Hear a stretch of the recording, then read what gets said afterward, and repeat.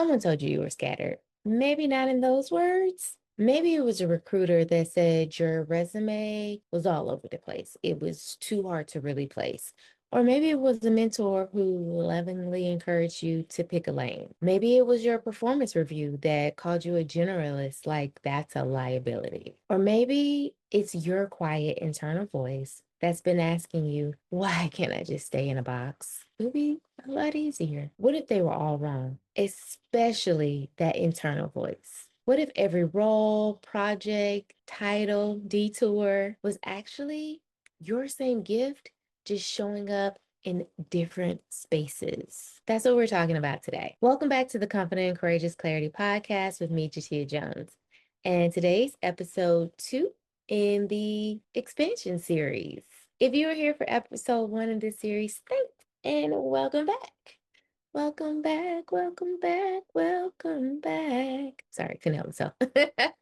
Anywho, last week I left you with a question to answer. What if everything you've built so far was preparation and not the final destination? And if that was the case, what would you build next? And I also asked, what if your receipts, because I know you got them, was proof that you weren't done yet? You were just getting started. What if those receipts meant you were finally ready for the next chapter? And today we're going to start to help you answer that, because before you know what you're building, you really need to know exactly what you've actually been building all along.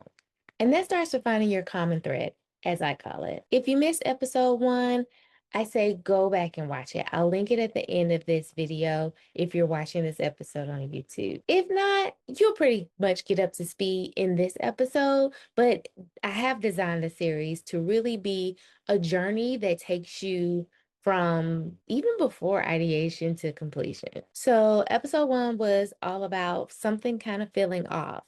Episode 2, today's episode, is about the pattern or the common thread and connecting those dots. Episode 3 will be about the vision is bigger than you've actually admitted. And episode 4 is about what you think is the reason you're not really making momentum is not. And today, let's get into episode 2, the pattern. Let me describe somebody for you that I personally know very well. She's accomplished. Her resume is impressive by all measures. But when you look at her resume, it doesn't tell a straight story that's linear like most people. There's everything from corporate experience to nonprofit. She has a graduate degree in one field and certifications in totally different areas. And the pivots that she made at the time made sense. But those same pivots, she to this day still has issues like explaining herself in interviews. She has been told kindly and unkindly to pick a lane, and she has quietly wondered one too many times whether or not she was too scattered to be taken seriously. To her, all of her experiences feels like richness and added value to anyone she works with. But to others, it reads as instability and all over the place. And she silently wondered whether or not her inability to stay in a box is actually a character flaw that she needs to work on. And if you haven't guessed yet, I'm describing a version of me and probably also a version of you. And here's what I want you to understand before we go any further. The multi-passionate professional, or as I like to call us, the corporate creative, who's crossed over different industries and different roles and have the skills that don't really neatly fit into one solid resume. You are not scattered. I like to call us convergent. We've been doing the same thing in every room that we've entered into. We just really didn't have the language to clearly and concisely articulate it. And the reason that you really can't see the pattern between all the different things is not because it's not there. It's just because you're way too close to it. It's like you can't really read the label from inside the jar.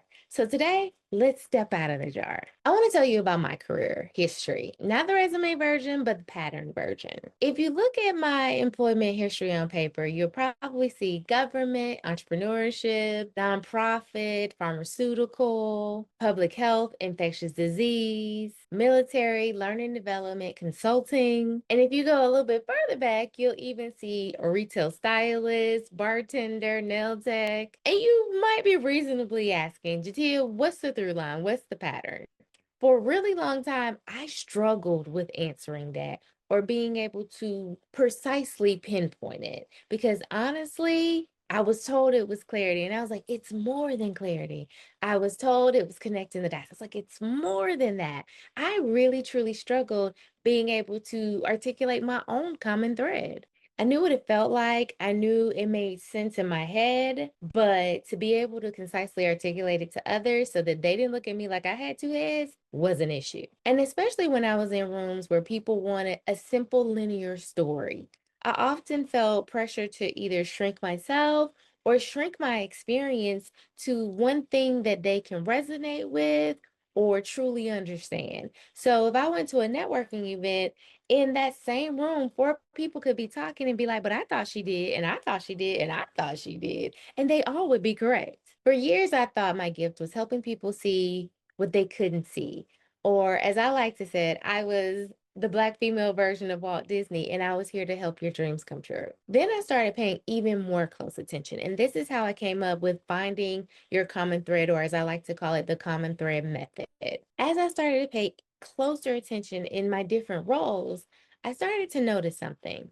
For example, in the military, where I was going from base to base to educate health care technicians or vaccine technicians in how to properly give vaccines, store all the things, I realized it was a cultural issue. My employer actually thought it was a knowledge gap, whereas the SOP was correct and there was an SOP there, but the culture encouraged on the job training.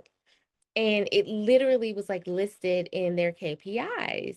And so, because there was so much turnover, because it was the military and people would come from base to base, deployed, PCS, all the different things, they were just relying on the job training. And some of those people had been trained incorrectly and they kept passing that down. This is how I got into instructional design because they were like train, train, train, educate, educate, educate, learning and development, where they didn't step back long enough to see that the training was sufficient, the SOPs were correct, or the standard operating procedures. For those of you who don't know what SOP stands for, all these things were correct. The issue was what they actually encouraged, which was on the job training. The real problem was that they knew, but the behaviors didn't align.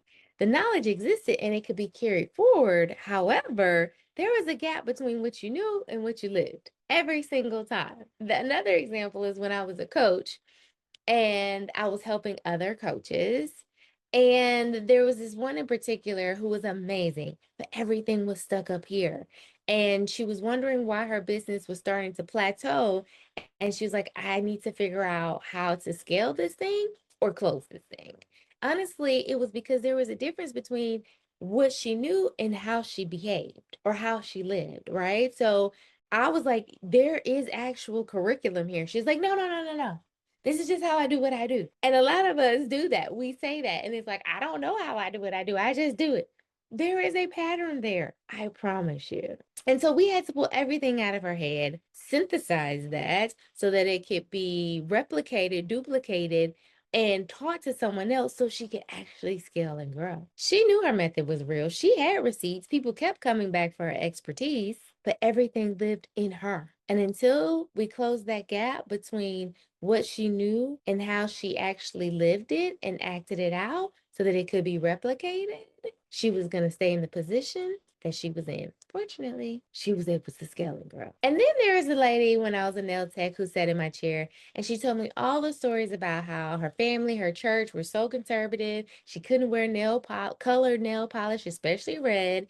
And at the same time, she was this bold and vibrant person that shrunk herself because of the societal expectations and family norms. She knew exactly who she was and how bold she was, but she given 105 reasons as to why she should not live that way. Should, keyword, which is why I don't believe in should. So I was like, how about this? It's wintertime. How about we go bold on your toes and no one would ever know except for you.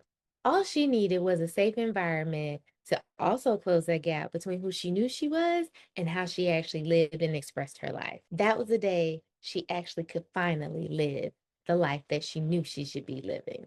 The military knew, the coach knew, the founder knew, the nail client knew, in every one of those situations. The problem was not knowing. The problem was that they knew was not yet what they lived. Therefore, they couldn't really share it, teach it, express it, or carry it forward, i.e., scale and grow.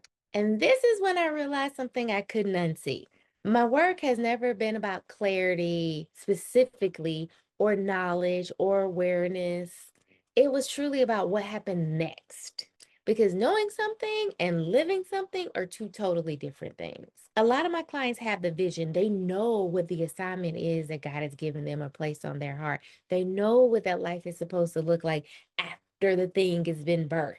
But doing the behaviors and living the way they're supposed to in order to get to that vision, two totally different things. And this is when I realized that pretty much every job, every role, every title, every room I entered into, that is what I was doing. That was my pattern, closing the gap between what people knew and how they lived. So it wasn't just public health. It wasn't just coaching. It wasn't just clarity. It wasn't just consulting. I've spent my entire career doing the exact same thing. I am the bridge between knowing something and actually living it. With military experience, knowledge became behavior. With the coaching experience, expertise became teachable. In organizations, the actual company vision was something that could be carried without the CEO or founder in place. And in my nail chair, identity became expression. The title changed, the industry changed, the room changed. But the gift that I brought into every one of those things never changed. It always remained the same.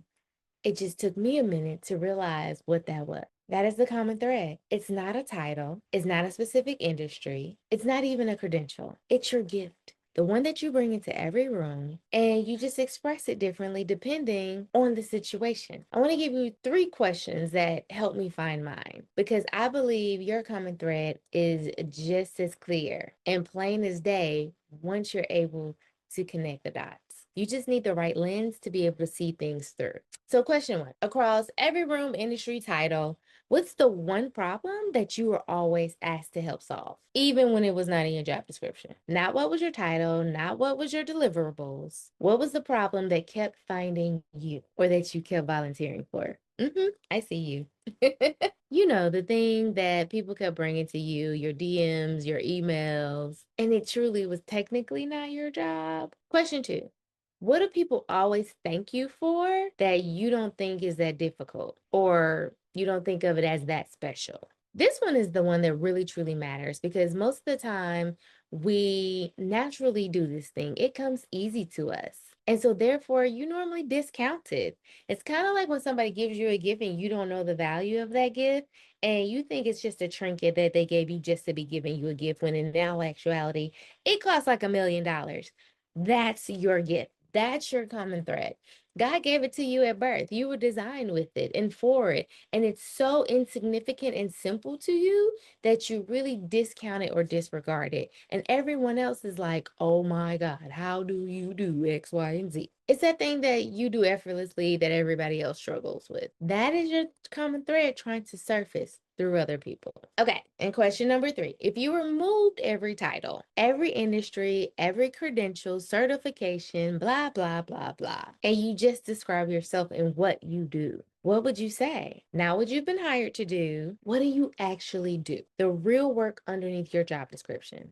I always give the analogy that you and another doctor, let's say it was your twin, you both were dentists. There's still something very different about the two of you and how you do your job. And that's the differentiator between what makes clients come to this one versus this one. You're practically the same person, but you're still very different. What is that thing? One could have great bedside manner, the other a gentle touch. What is the thing underneath the title, the industry, the work? When you can answer those questions without using your title or your industry or even job description role language, then you've become extremely close to identifying your common thread. Finding your common thread is not a biographical exercise, it's a strategic one. Most people stop once they find it at now I understand myself, but that's not where this one ends. That's just the beginning. And honestly, most people, when they find out or I tell them, they get mad at me. But then they just circle back to be like, you were right. But that's neither here nor there. The common thread is not just biographical, it's directional. It doesn't tell you just who you are, but it also tells you in what direction to go. Because once you know your common thread, three things really change for you. First, you stop apologizing for your path that zigzag and did all this before it started to go up. You give yourself grace and forgiveness and realize that your pivots weren't a mistake. You weren't really scattered. You were in training. And I know it sucks. I didn't want to go through it either. God has a sense of humor that I don't always think is too funny. But I truly am thankful for being able to see my personal divine timeline, that I like to call it, and the reasons why things happen, when they happen, and how they happen. Because it really did force me to evolve and prepare to be able to hold, steward, and nurture my assignment and gift. To be able to also curate that really individual impact and change that I am supposed to help facilitate through my clients. Every role, every room was a different set of data points for you about the same problem that you were built to solve. The thread was always there. It came with you when you were birthed into this earth. Secondly, you can stop trying to build something that fits into a box somebody else designed for you. When you know what you were exactly built for, you stop measuring yourself or comparing yourself against job descriptions, other people's opinions, your title, and you truly start designing and curating a life that's moving toward things that you're truly in alignment with, whether that's a relationship, your job, your hobbies. You stop trying to force things and you go and flow with what's truly in alignment with who you are and how you're designed. And thirdly, this is the one I really want you to sit with. This is when you stop building in the margins, in between on the weekends or just during your lunch break or when you have time. And we're not making time, but when you have that leftover time, if there is any. Because if I had noticed nothing else, those of us who can't identify your common thread, you keep treating your biggest assignment like a side project or a side chick, as I like to say. That's a whole nother episode too. You fit it in after hours, if that. But when you can name your common thread, you can also articulate the value and what is truly worth.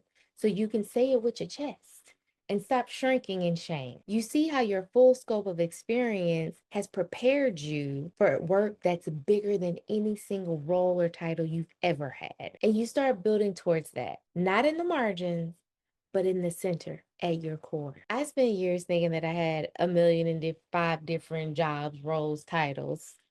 But what I really, really realized is that I was doing the same thing in every single room. And once I realized that and understood that, I stopped trying to pick a lane. I started building my own road. And that's why I showed up in excellence in everything that I did. That's how I was able to do those other duties as assigned with ease and effortlessness because the problem kept finding me. Sometimes I volunteered because I was like, this just don't make no sense. Let's make everybody's life easier. Let's create some efficiency and some systems here.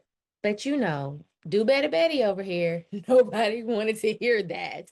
They didn't want things to be easier because that meant no job security. Let's keep it hard. Let's keep it difficult. I can't function like that. So I did volunteer for some of these things. However, the problem kept finding me. And so it was easy for me. It came naturally. And I was able to show up in excellence in everything that I did, which is why my three E's are so important to me: ease, efficiency, and in excellence. If I can't do or show up in those ways, that is when I know it's not meant for me. But I digress. Before I let you go, here's one more question that I want you to sit with for this next week before we return with episode 3. Not a homework assignment, just something to ponder over. Across every room, every title, every role, what is that one problem that always came to find you? Because I believe if you sit with that question long enough, you'll start to see some things that you've never been able to see before and connect some dots. And in episode 3 next week, we're going to take what you find and go even deeper. Because it turns out your common thread is connected to something else that you've been carrying. And it's that vision that's bigger than what you've been willing to say out loud. A lot of you have shared the vision, but there's a version of that you haven't said out loud. And I know why. But we'll talk about that next week. I'm going to leave you alone today. So thank you for being here for episode 2. If this landed with you or if it made you think of someone else, I want you to do something right now before you do anything else, and that's share it. Like it and subscribe so you don't miss next week's episode. Share it with that friend whose resume looks like they've had 20 different lives.